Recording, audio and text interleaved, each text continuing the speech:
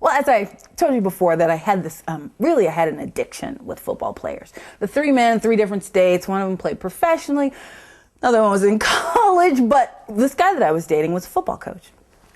And Sundays were always about breaking down film. And so instead of us spending a nice afternoon in front of the fireplace, we were always breaking down film.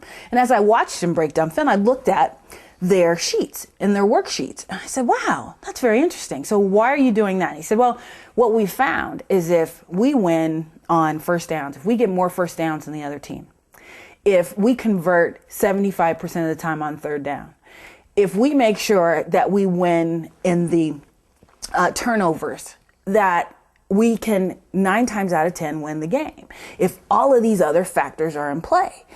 And so when I was creating the $1 million equation, I said, how can you really build a $1 million business? And it all came down to making sure that we win on first down and that we make sure that we win on the turnover. So part of the equation is 85W. And 85W is 85 ways of getting a new customer.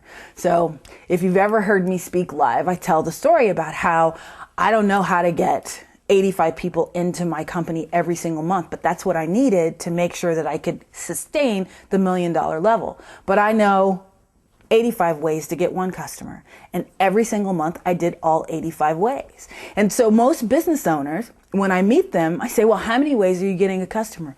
Oh, well, I'm using the internet. Okay.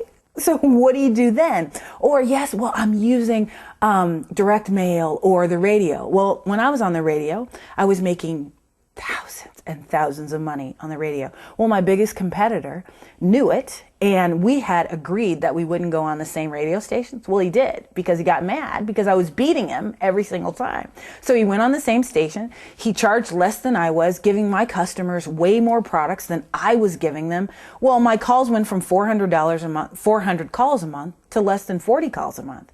And that can happen in an instant.